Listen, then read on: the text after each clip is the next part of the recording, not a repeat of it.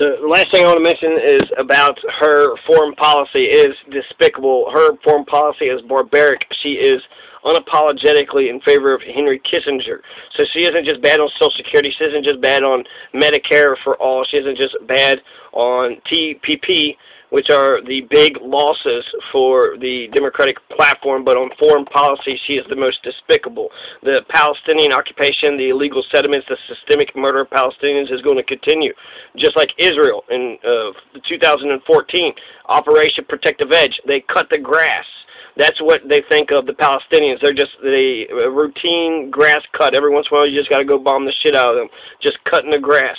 They killed 2,300 Palestinians in 2014. Israel gets away with their war crimes because the United States vetoes any of the United Nations fucking things that says stop with your damn terrorism, but we protect them, so our veto protects fucking Israel. In splendid isolation, we stand in defense of their aggression.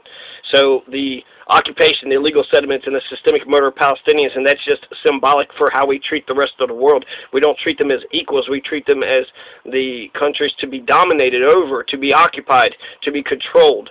And some countries may need something like that, but most countries do not, especially the democratic nations.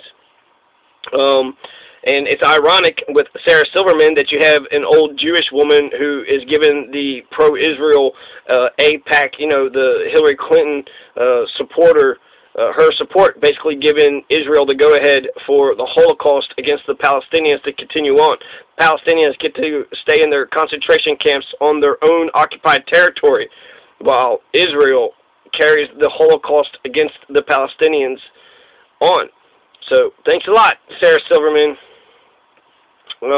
There's no end to this Kissinger-esque empire. She loves Hillary Clinton, or she loves Henry Kissinger, who was, you know, believes in preemptive warfare and bombing Cambodians and bombing anybody we want to, assassinating world leaders just because they don't fit our economic plan or our economic ideology. So there's no end to the 15-year global war on terror is in sight. It wasn't mentioned because Hillary Clinton's an imperialist. She's a colonialist, a neoliberal, militaristic colonialist, and her imperialism will reach every inch of the world. The global south, the global north is threatened under Hillary Clinton's reign of terror. There are no talks about war, empire, regime change, nation building. She is in favor of regime change, nation building, preemptive war. Or what we're going to do about the 15-year global war on terror. Probably nothing will happen because it's a consolidation of power, and people only, once they get power, get more power. They never give up their power once they get a hold of it. So she's not even talking about peace. She's not even talking about stopping the drone program. These things weren't even mentioned. Honduras's Berta Cáceres' assassin, the activist, the environmental activist who was killed by the Honduran government, the coup government that Hillary Clinton had legitimized or had supported, and she is dead, so her assassins will never be found. Honduras's Berta Cáceres won't get justice, and that bothers me because that's a body that should be right on Hillary Clinton's doorstep. So Benghazi is a good issue to point out because it shows the empire, the problems that we have with empire. We invaded Libya, and then we pretended that we weren't there, so we couldn't defend the people that was there, so it was a big bungled mess. And again, with Hillary Clinton, she's not a very strong person. You remember that one video where they threw the shoe at her? They threw a shoe at her, and then she ducks. And she was like, surf this Olay, right? She starts making all these jokes. But essentially, she was scared, didn't know what to do. She was like, is that a bat? What was that? So she's like, like this, like she saw a mouse. So if she is going to be, you know, Trump says, and weakness, and she's weak. It's not so much that she's weak. It is kind of actually that she's weak, because weak people do evil shit. And so, because they're fucking weak, they do evil shit, right? She needs a big, strong police force and a military force to protect her ass while we get into whatever fucking excursions that she tells us that we should get in. And also because that she's a woman, if she actually had the feminine traits of traditional women, you know, being loving, kind, more decent, wanting to cooperate and get along with everybody. These are traits that would be better for a president, I think, male or female. She doesn't have these traits. She is the opposite. So I think she is like the woman that has to be extra fascist, twice as serious as everybody else, just so she gets the supposedly same respect as everybody else. Personally, I don't know. I feel, well, I'll leave that to the side over there. But I feel women in general actually have a privileged spot in society. I think they're more likely to be hired onto jobs, and the statistics say that suicide, murders, the violent crime, they happen to men, even rape. I mean, there are more rapes against men than there are against women in America. When you add the rapes in prison, which that counts. Prison rape, that's the state. That's what the people who run the state, they serve as the example. So, Bertha Cáceres was opposing the hydroelectric dam project on indigenous lands. She got assassinated. She got killed by the coup government that Hillary Clinton helped to install.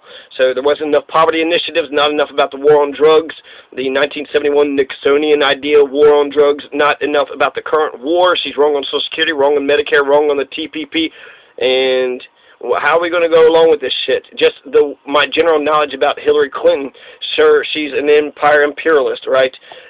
All my point with that is that women feel the need to act twice as serious, twice as strong just to be taken serious. Will she have to bomb, poor Djibouti? Will Djibouti get fucking nuked, which is a small country in Africa? Will she nuke some small country just to show the world that she means business, and that she, will get the terrorists and she'll be strong and tough?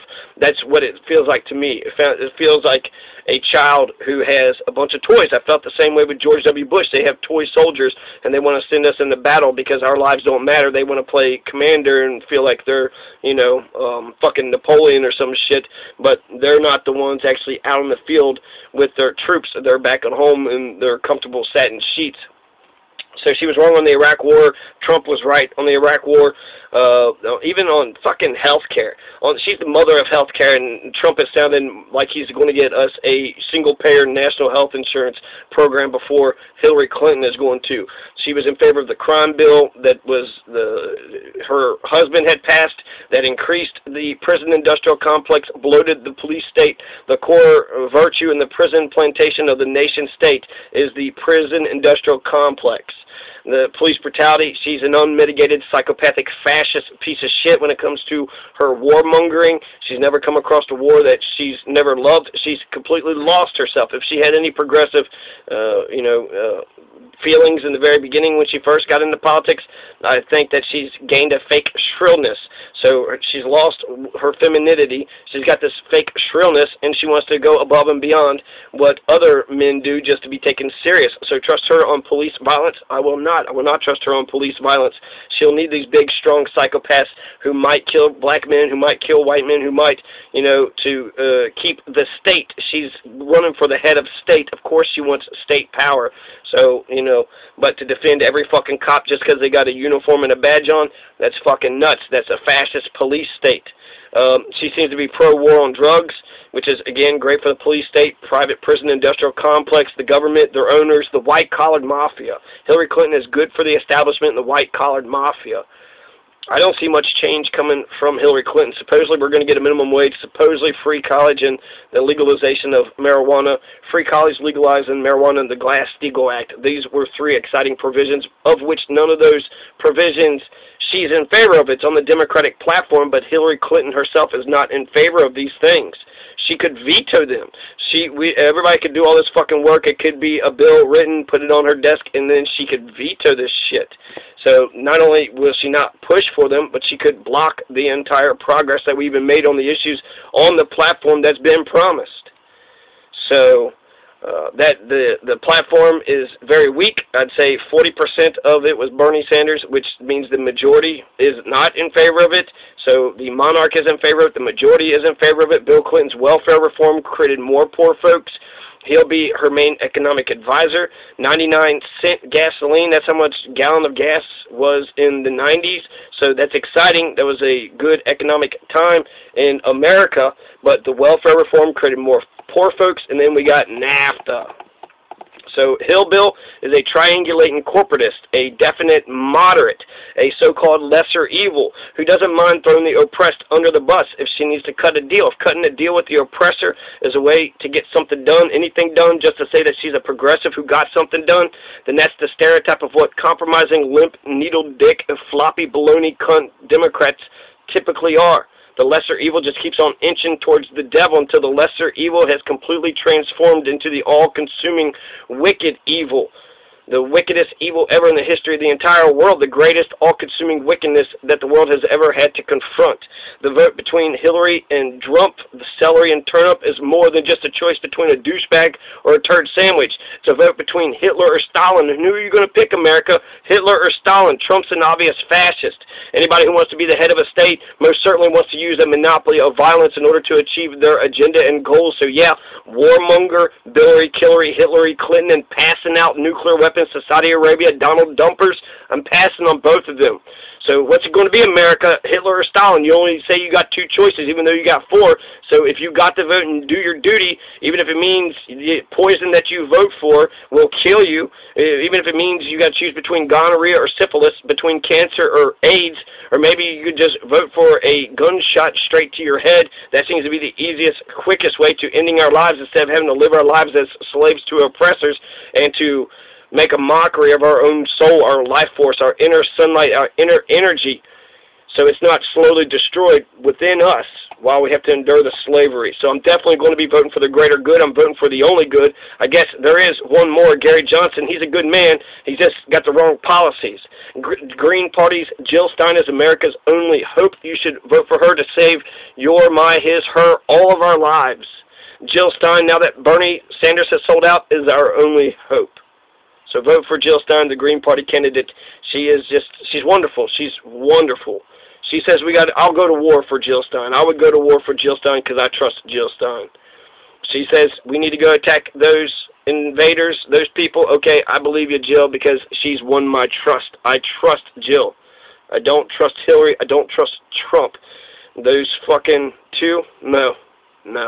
I opt out. I'm not voting anymore, and I'm going to make my own life, expand the personal power of my own sphere if it was only those two motherfuckers. But in Kentucky, a safe state, Jill Stein is right. I feel good. I'll vote for the greater good. I'll feel good about it, and maybe a greater independent movement will be started from it. I don't know, but this, yeah, I'm not happy with Bernie Sanders. I'm not happy with the Democratic platform. It could be better. Jill Stein's my girl all the way. I'm voting for Jill, and hopefully for America's sake, we get Jill Stein.